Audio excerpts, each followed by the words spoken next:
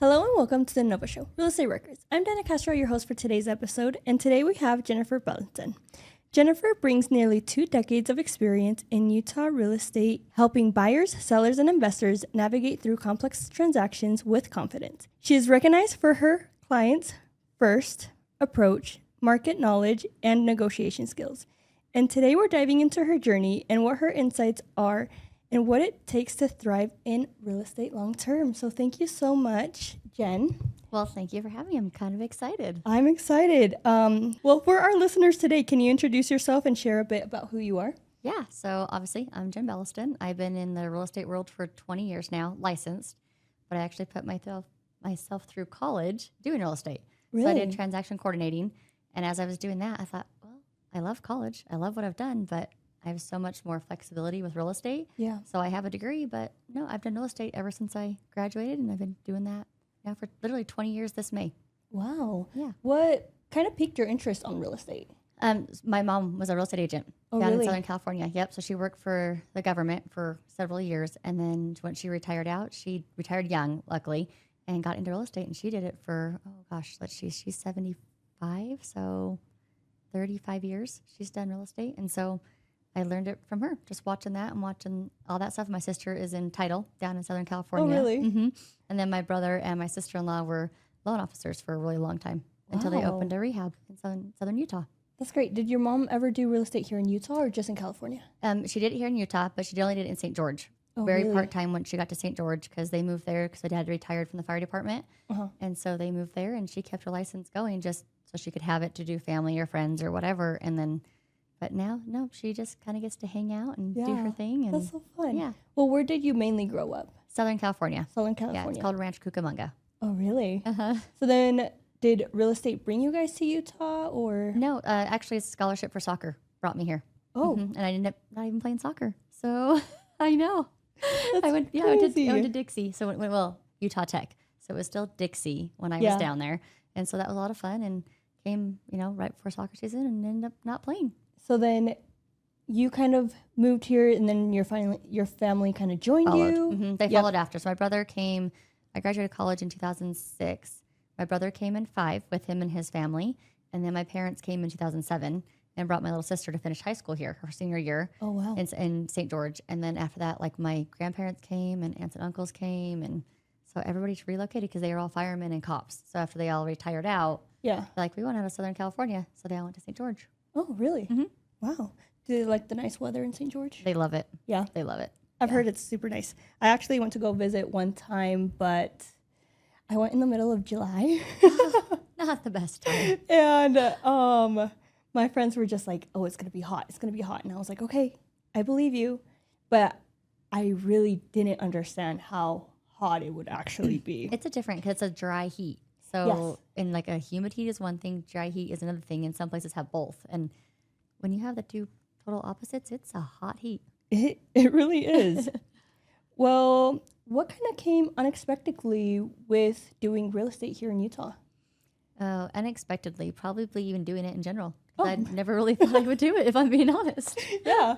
Because I thought I'd just put myself through, college, doing transaction coordinating, and I move on and go into my degree. And so actually falling in and actually doing it is what Was unexpected. it was totally unexpected. What were you studying for? Like, what did you work like?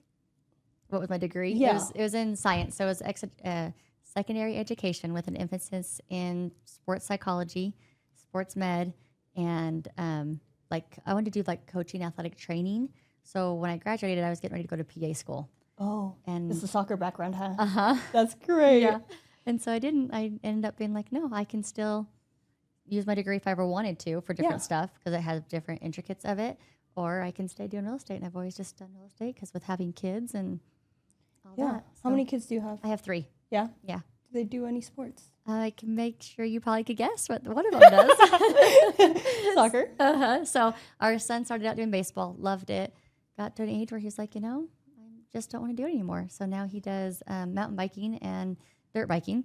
Oh, that's super cool. So he loves it. He's 13. And then I have an 11-year-old, and that's the one that's like all soccer all the time. Like we're the ones holding her back at this point. Really? Because we're like, we want you to be a kid. We want you to have fun. We want you to not be soccer. Yeah. We want it to be something that you do until you're a little bit older and you can really realize what it's going to take to push The into full it. commitment. Mm-hmm. Yes. And then our younger one does soccer, and she's 9. Cute. Yeah. Well, I would love to ask you what your first big win in real estate was. Oh, I got a lot, but I would probably say training other agents. When I realized I could help other agents succeed in the business, that's probably my biggest win. And that Really? started in about 2015. How Yeah. long were you an agent? About 10 years into 10 that. years. Yeah. About 10 years when I realized I wanted to, I didn't never really want to do a team. I had little small teams here and there, and I'm called the Premier Home Group, Yeah. because I'll bring agents on just to help and get them started and stuff like that. So nice. You kind of feel like you helped out, but you wouldn't want to start a team? No, No? I don't want a full team. I've had them at different times, not meaning to at different times, Yeah. just to help people get started. But I am more the type that's I'll show you how to do it. You get going, you go do it, and go do you. Oh, that's so nice. Because I think in the end, everybody loves being on a team, but in the end, they want to do their own thing. So if I can give them the tools to succeed, that's what I'd rather do. Yeah.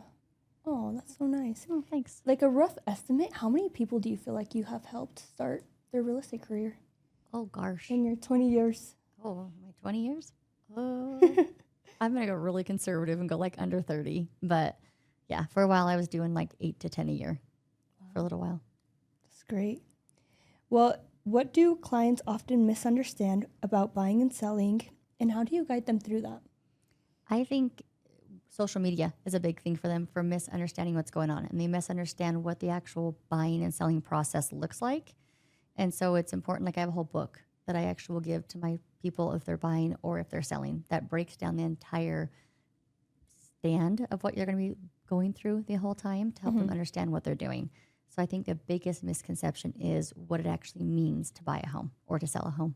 That's great. Let's dive deeper into this book. Is it kind of something that you made kind of step by step? This is what happens when you put your house to sell. We're going to have to take some pictures. It's going to go up on the MLS. Yep. So the book literally for a seller tells them from the beginning to the end. So from the first time we meet, what it means to meet. Why are we meeting? What are we going to go over? What are you looking at? Why are you selling your home? How do we sell your home? Not just me, but you. So if people have kids, I actually have a contract that I give to the kids. Really? And the kids get to sign it, and it's kind of fun because they get to participate it. And I even make the 18-year-olds in the home sign it.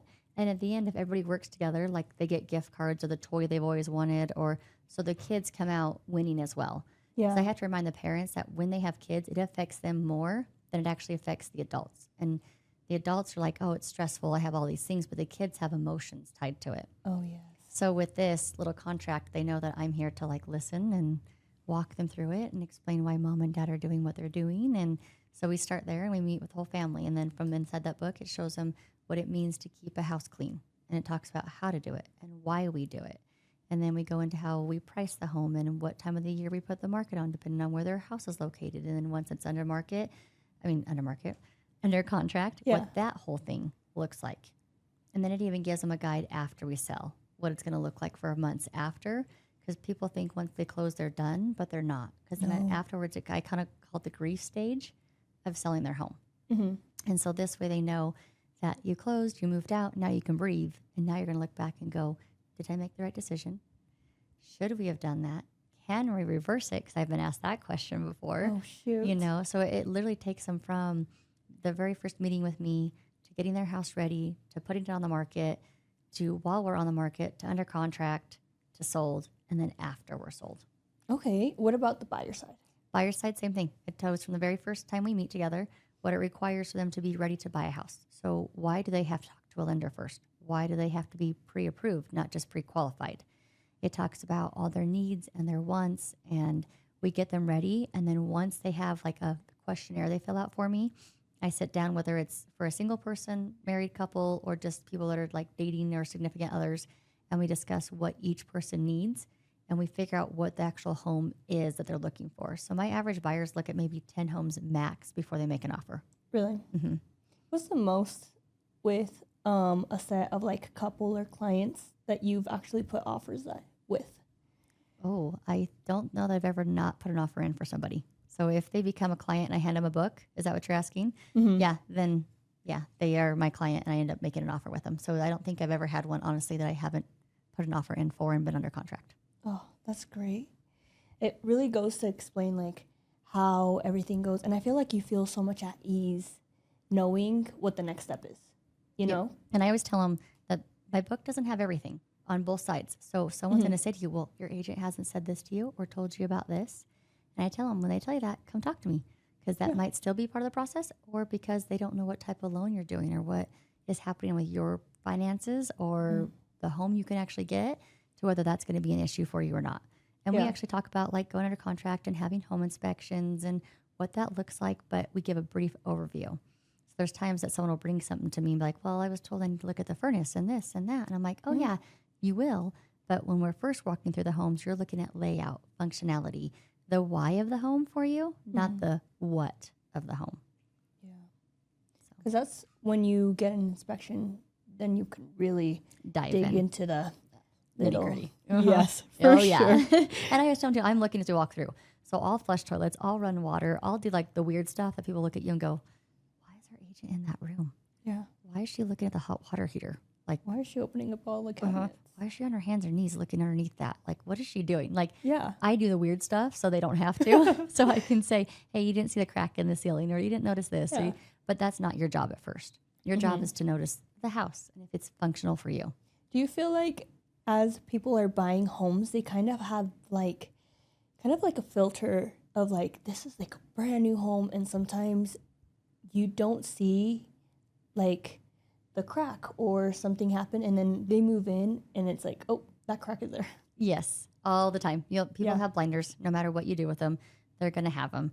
And so when we do walkthroughs, so we'll do the one that when they like the house, like, oh, I have to have an offer. I'm like, great, let's go back right now. Like as soon as we can get back in, let's take a look at it, make sure you're okay with it, and then we can make the offer. Yeah. So we do that a lot, because then that helps prevent those blinders. But no matter what, they always have blinders, or they really think that they should be getting a $600,000 house for $200,000.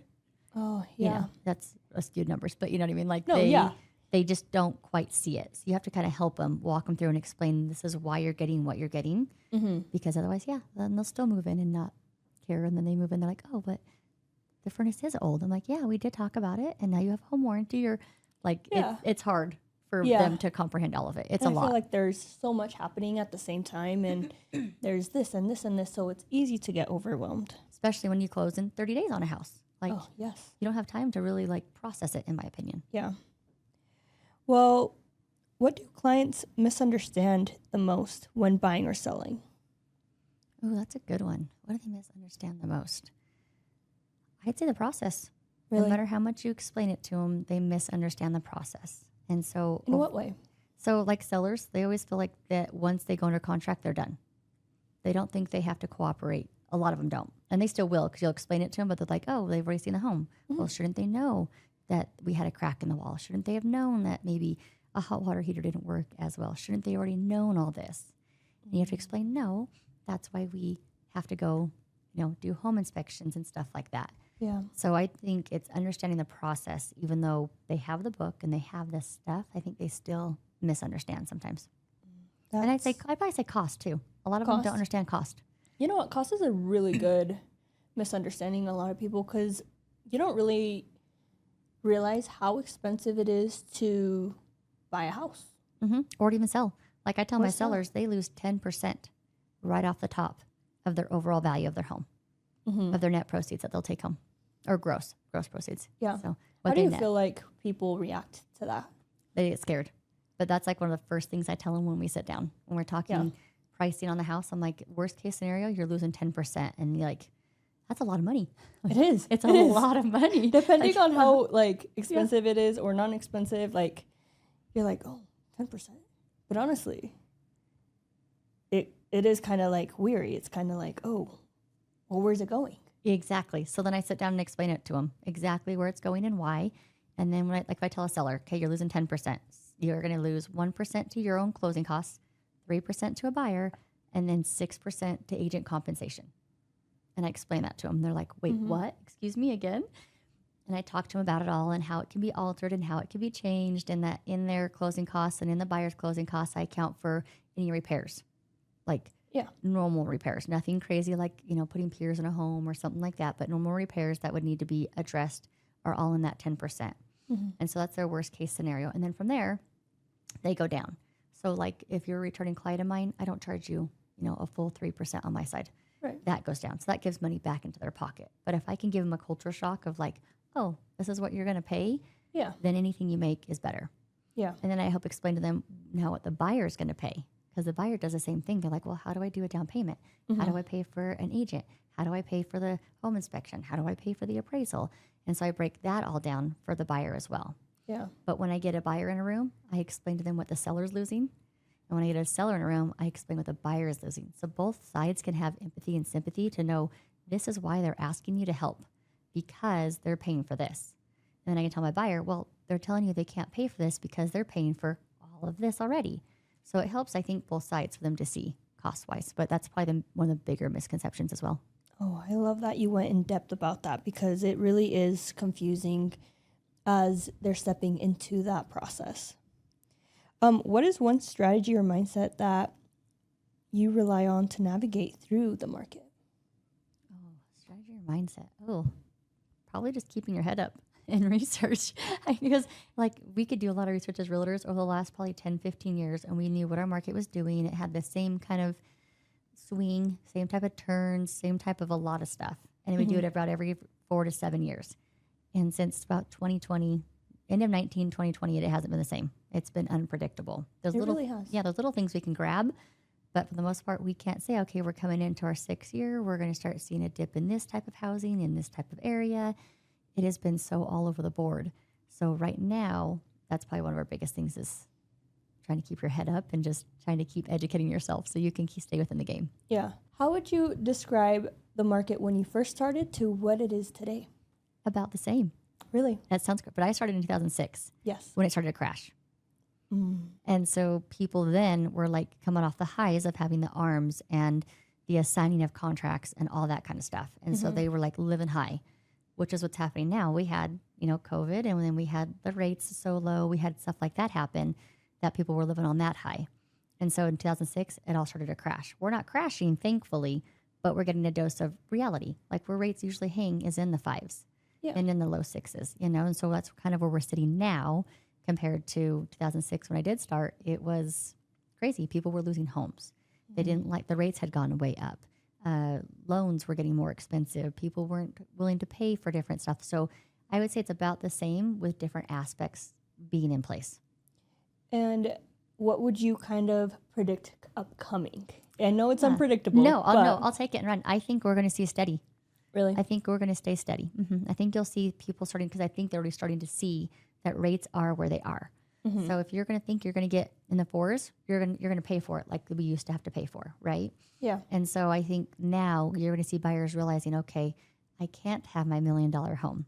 So I'm going to have to start in a starter home, or I'm going to have to start in a townhome. And so it's important that we educate them to know going forward to keep our market steady, to keep it where it needs to be, that we just have to keep educating. But I think you're going to see it's like leveling out and holding strong. I don't think we'll ever have a downturn here in Utah in the next year. That's great. I would love to know, outside of real estate, what are your personal goals and passion? So imagine this. You ready? Hold on. Soccer. You still play? I still play. Yep. I still play a bunch of pickup games. I'm old now, so I play mostly pickup games. I know. I am though. But I coach my daughter's team. Oh, the you coach? 11-year-old. So I coach club. And so I keep, trying to get out of it, and I keep getting sucked back in. So I'm like, oh, I just want to go be a mom. But I've come to the realization that like I'm meant to be there.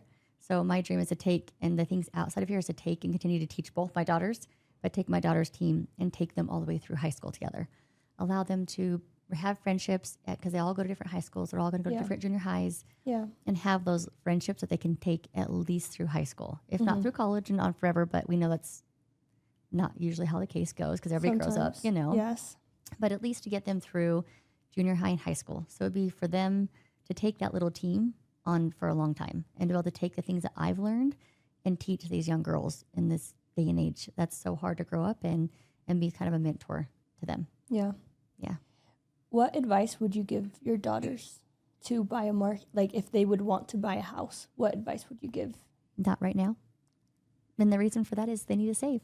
Yeah. I think they need to save and they need to understand what home ownership means. I think that's a misconception we have is people don't really understand what it means to own a home.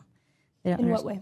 They don't understand how much it costs yearly to own a home, what it means to keep it up, what it means to have pride in it, and know that once you buy it, it is yours, that you have to pay for it. You have to fix it. You have to keep it up. So that way, I want to make sure they have pride and ownership in realizing what it's going to take, not just monthly, but yearly to upkeep a home. Going back to, like you said, you've had people tell you if they can go back on their house. Mm-hmm. How have you navigated through that situation? Oh, gosh. Those have been fun ones. It's typically, honestly, it's women that want to go back in because they're memories. They're sad. They're leaving stuff behind. So typically we can sit down and I can get pictures from a husband or their kids or from people that know them, and we can put a book together that the memories they tell me about of why they want their house back. And I can put it into a book and say, okay, now you have those memories. You have those things. You don't need the house. Oh, that's so sweet. So that's kind of how we handle that. It's typically the women that want to go back in just because they're closing a chapter of their life that they thought they were ready to close, but they weren't. Mm-hmm. I haven't had to be a financial thing yet. It's been emotional. Yeah. If there was a new agent that wanted to build a long-lasting, successful career, I know that you have helped agents get started. Where do you kind of start on teaching? So I always ask them, did you go to college or did you not? If they don't go to college, I recommend they take some courses through a local college or online about business. Okay. Because when you come into real estate, they don't teach you how to run a business. You go to real estate school and it is law. Literally, it's like what you can't do and what you can do and how to handle those situations. It is not how to run a business. It's not how to get clientele. It's not about what real estate company to pick up in. It's none of that. So I always encourage them to take at least a semester, take 1 or 2 business classes. And once they do one, they usually end up doing several. Yeah. And they can cherry pick because they're not going in for a degree.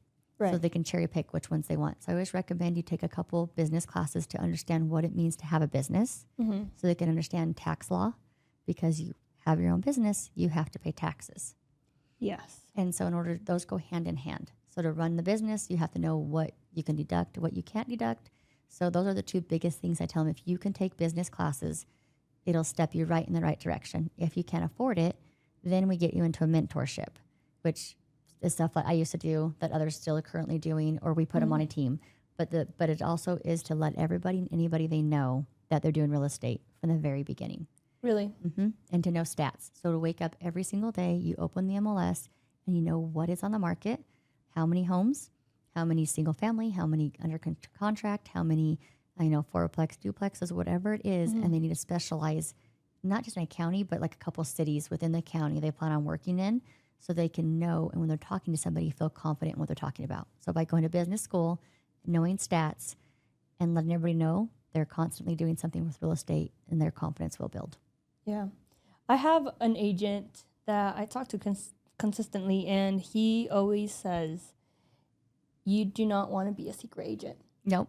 Don't want to be a secret agent. You got to let the whole world know that you are the real estate agent. Yep. And there's ways to do it without coming off like a sales pitch or anything like that. Yeah. Because everybody always wants to know about the housing market. Yeah. So when you're talking to somebody, it's just like, hey, how are you today? Are you still living in your apartment? Have you bought? Mm-hmm. You can ask questions like that. Or, oh, hey, you bought your house. How long ago were you in your house? Or what's this? And you can bring it up because everybody wants to talk about homeownership. Yeah. So there's always a way to bring it up and sneak it into a contract.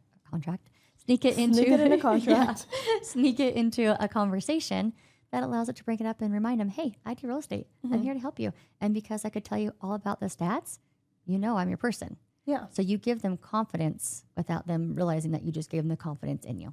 Mm-hmm. Do you feel like that's where social media kind of takes a place? Yeah, it does. Social media can help a ton.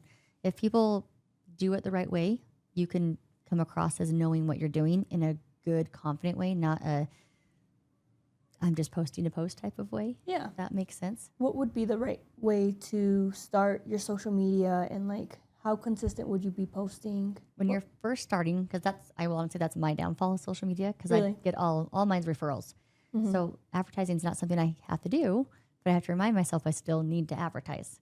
So I have a girl that now does my advertising on social media because I forget about it. But that's great. So I had to do that. But it is to post daily.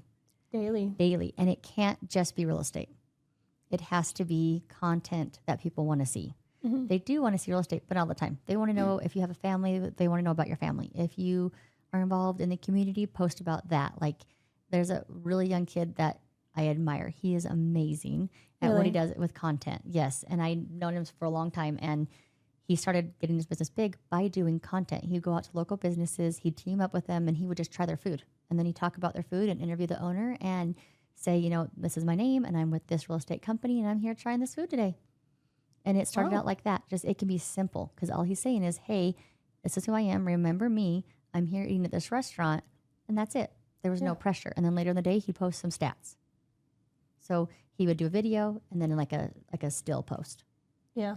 So Do you feel like social media is just taking a huge part of real estate now? not as much as it used to. Okay. I feel like anymore people can find whatever they want to as quick as they want to. It's an agent is kind of like a dime a dozen now because everybody is a photographer or a hairdresser or a real estate agent or sells cars. Okay. So you have to figure out how to set yourself apart from that if you're going to do social media. Otherwise, people just kind of scroll Yeah. now. So your content has to be worth it. Like him, when he would talk about the restaurants, people would stop and they would watch because everybody's looking for somewhere to eat. But who's talking about where to eat? Nobody. Yeah. So why not bring someone to your page by talking about where to eat or things to do, and then they'll scroll through your page looking at your other stuff. So I know that you said that you were mostly all referrals now, but when you would have to market, how would you put yourself out there? Oh, old school. We'd knock doors every time we had a listing. I'd go out and knock the doors, talk to the neighbors, see if they knew anybody that was willing to move or wanting to move. We'd send just sold, just listed, under contract cards. I Like do mailers or cards? cards. Cards. I don't do mailers. No I do mailers. cards, so handwritten. Wow. So, and I still do handwritten cards to this day. I do 5 a day out to my clientele. So Yeah. everybody from today all the way back to 2006, I send cards out to as often as I can. And we send out a little easier now, but I send out like emails for birthdays, anniversaries, because before I'd have to write stuff. Right. I do pop buys every quarter, so I still do those. I drop by and do like a little gift to my top 50, every 3 months. Try to get to lunch with people, but a lot of it is I still do old school, staying in touch. But back then, a lot of it had to be door knocking, handwritten cards, following up with phone calls, going to, when I didn't have kids, going to my clients' kids' games Wow. or sport, like not just sporting events, but I'd go to their dance or I'd go to like one of them. I'm really good friends with her to this day because of it, because I'd go and support her Yeah. and her kid because her husband was overseas. And I'd go to all of the programs they did at school. So she didn't have to go alone. So for me, I think a lot of it has come from what I call old school is being in touch, knowing your audience and being there, making friends out of your clients. Yeah. Would you ever cold call? No, Why? I never once cold called. Because do you like getting cold called? I No. don't like it. I never did. And so it was never something I wanted to do. Okay. And so mine was always face to face. Yeah. I felt more comfortable because if they answered their door, then great. And I'd be like, hey, I'm Jen. I'm listing this house. Or I just sold a house in your neighborhood. Wanted to let you know. Thank you for putting up with the traffic, or thank you for whatever it might be. So I'd go in as a thank you or letting you know that we're doing this so they didn't feel like they were obligated. Yeah. Where if I cold call, people are like, well, I am looking, but I'm not sure. Like, Yeah. who are you? For a while I did Zillow. I did buy leads for a while Yeah. when I first started. How I did that go? It's actually really good because it wasn't so saturated. So it was really, really good for a long time. I did that for like 4 or 5 years. And those I didn't have to cold call because they Yeah. would request showings. Yeah. Do you feel like now it is oversaturated?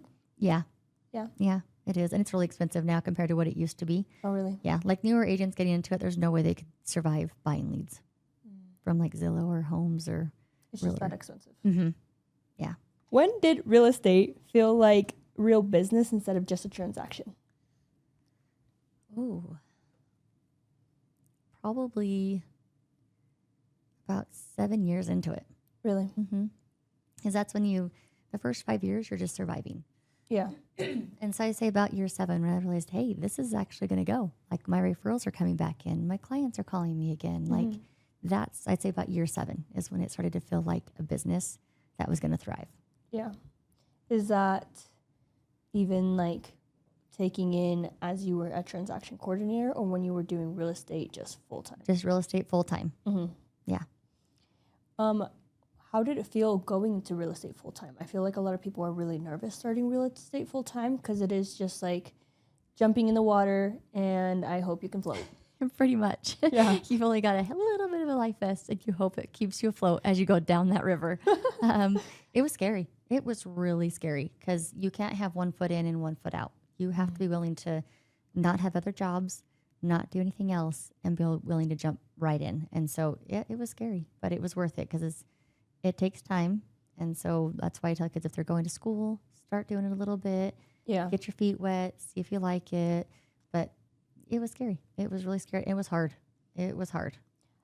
What made it hard? The unknown, because I'm a planner. So not knowing, because all those years I knew my paychecks were coming. I knew it was going to happen. But with real estate, you can't plan. You don't know if you'll have a deal today, next week, or in 10 years from now. Mm-hmm. So you have to be willing to roll with the punches and change. So for me, it was the unknown of not knowing, well, am I going to get this done or am I not going to get it done? Yeah. And then that brought the pressure. So the unknown and the pressure. Yeah. And that's what really you felt like it was driving you. Yeah, 100%. Yeah. Yeah. Because it was like, for me, I'm either sink or swim, and I was going to swim. So I made it. I'm so glad you did. What are your goals for the next 5 years? Oh, for the next 5 years. One, to stay in real estate. And everybody says that's crazy, but we have a lot of people leaving the industry for all different reasons right now. Really? But mine is to stay in it and to continue to thrive. I would love to be able to continue to help other agents to continue to stay in the top game, top of the real estate agents as well. Top of the game, meaning I just know what's going on. I know what's happening. And then staying in the top of the real estate world, meaning up with the higher agents. The agents are producing to make sure I continue to produce in the next 5 years. Yeah. I know that you kind of talked about staying educated. What is the best form that you stayed educated? Is that like classes, courses? What would you do?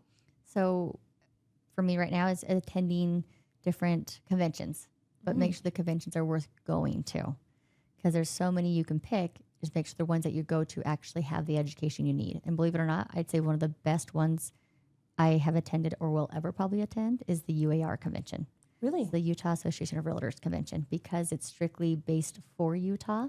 So we get to learn about Utah law while we're there. Utah courses are all for everything here. So anybody that misses out on that is missing out on a huge chunk of education for a year. So I would say that's probably one of the biggest ones, is that convention alone will do a lot. And then courses that you can get online, courses that you can do at your local boards or within your own real estate company. And then making sure you know what's happening. It sounds crazy, but like what is the New York Times saying? What is Zillow saying? What is Inman Connect saying? Read some of those bigger things that are in this real estate world, see what they're saying. And last but not least, do your own research. Yeah. Get online and do your own research where you can do it, where it is a knowledgeable research and true. What am I trying to think? Knowledgeable, true, correct. I can't think of what I want to call it. Well, we'll figure it out. But you want to get on where you know that the stats are real. So they're not made up. That's what I'm trying to think of the name I want to call it. But so like the MLS is probably the best place. So read all those places, go to courses, go to CE, go to conventions, read what you can, listen to podcasts. So then you'll know all that allows you to know what's happening nationally. Yeah. As well as your local stuff. And then do your own research to make sure you actually know when they say, hey, I heard Utah only has 5 homes on the market. What's going on? And you can be like, oh, actually, we have 15. Like you can say really what's going on. Because I get clients from New York or from Florida, and they're always like, so our market here is doing X, Y, and Z according to the national average. This is where it should be. And I could say, well, no, typically Utah has never followed the national average. We always have so many homes on the days on market, and I can explain all that, especially when things were crashing and we weren't crashing. We could say, oh, no, we have the lowest foreclosure rate, and here's why. We have the lowest short sale rate, here's why. And so when you can be that source of knowledge, that will always keep you at the top of your game. Yeah. Do you feel like now with AI or even without AI, there's a lot of fake news? A ton. So even yourself, you have to be able to sort through it. So that's why I'm saying you read what you can read, listen to what you can listen to, go to the courses that you can, but in the end, your own research has to be done. And the research has to come from valuable sources, like the MLS, I think is the biggest one the agents here needed to use. Like, don't use Zillow, don't use the off-brand ones, use the MLS, because anything that's being reported is being reported there. That's great. Well, we actually ran out of time so quickly. I felt like that was so fast. fast. I know. We just kept going. So I'm going to ask you one last question. if you could give yourself a piece of advice back to when you first started real estate, what would it be? There will be ups and downs, but never slow down. That's great. Thanks. Yeah. That is such a good piece of advice, and I feel like newer agents can just continue with that. They can, because even when it's slow, you keep at the same pace and you push hard. Even when you're doing well, you keep at the same pace and you keep going, because the good times are what get you through the slow times. So, yeah, up or down, you just keep on going. Well, thank you so much for joining us today and being part of the podcast. Well, thank you so much for having me. It's been so much fun. Yeah, well, thank you guys, and we will see you on the next episode. We hope you enjoyed this episode. Please rate us, like us, and share this podcast with our real estate community. The Nova Show Real Estate Record, sharing raw stories of real estate, failures, lessons, wins, and successes. This is all from Novation Title, bringing a different experience into your world so that we can all uplift each other. Until next time.